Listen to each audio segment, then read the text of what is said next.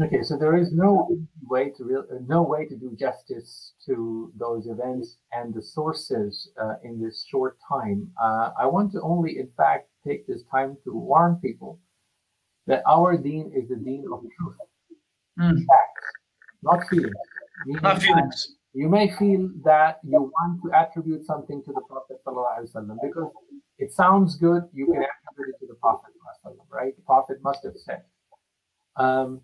That is one of the greatest sins in Islam, as you know, right? Whoever lies about me, the Prophet ﷺ says, متعمدا knowingly فليتبوأ مقعده من النار. So he should make his place in fire.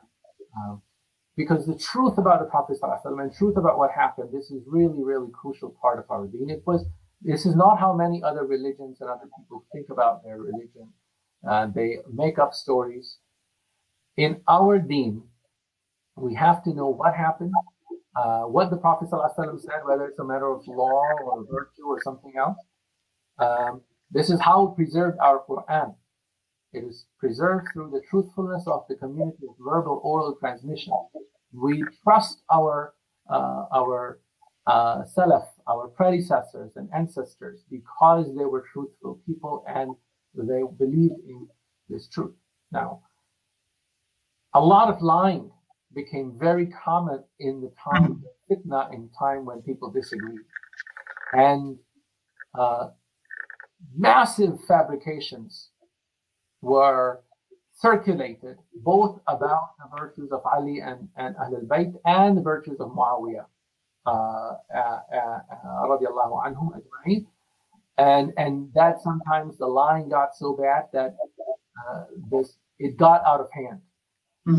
So there are really, we have volumes and volumes of fabricated ahadith about virtues that the ulama later spent their lives and generations to figure out that these were lies and how to separate right from wrong.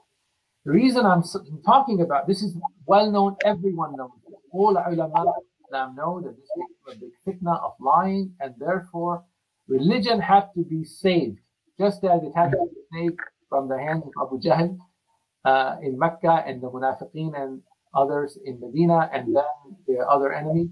It had to be saved from the hands of the Kadhabun, those people. No, I mean, sorry to cut you off. Isn't this one of the reasons, perhaps the audience know, that even the concept of sanad became dominant? You know, in هذا الدين خزائن فانظروا عمن تأخذون دينكم. Where Abdul Wahab rahimahullah would actually say this, that prior to these fitan and these lies, we weren't as worried about where it came from and who said it, because everyone was telling the truth, and no one would lie about the Prophet ﷺ. But only after these differences rose and these made-up narrations came to light, that we kind of clenched down on it. That okay, now we have to figure out where everything is coming from. Exactly.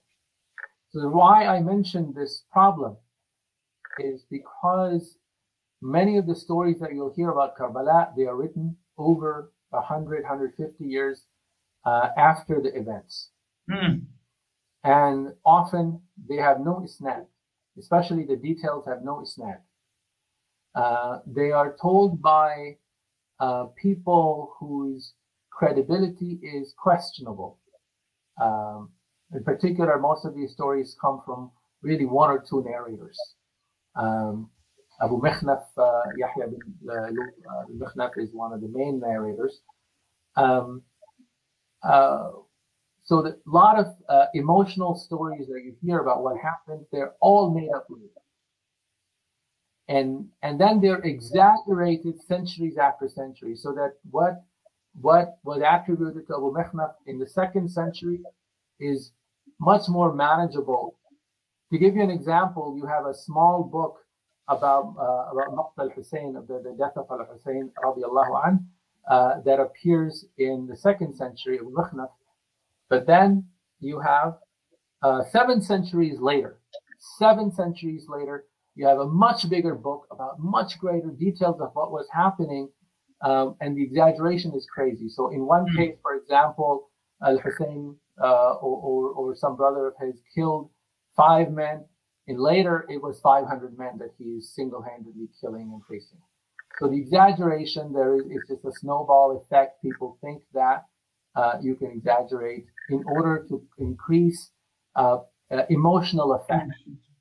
So what often happens is that when we're talking to Sunni or Shia, even Shia or scholars, by the way, of Hadith critics, they recognize this is all later. This isn't that just the Sunnis.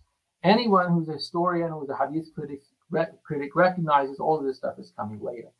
And the reason I'm mentioning this is that whether you are reading about some of the great virtues of Muawiyah or of other of Ahlul Bayt, you should know the isnad.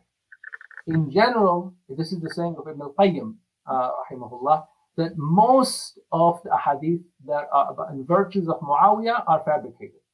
Radiallahu anhu, he's a Sahabi, no doubt about that. But most of the hadith were fabricated by the Nawasib and people who were on the side of Muawiyah.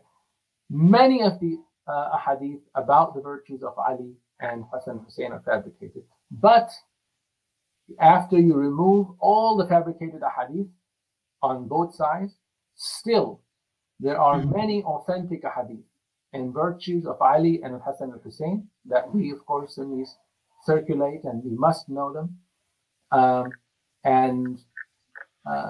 But that exaggeration can destroy our sense of balance, can destroy our deen, and this kind of exaggeration takes over so much so that the actual message of the Quran and the Sunnah is lost. So this is, I think, is perhaps a more important reminder than history lesson, which it may be too short of a time to go over right now.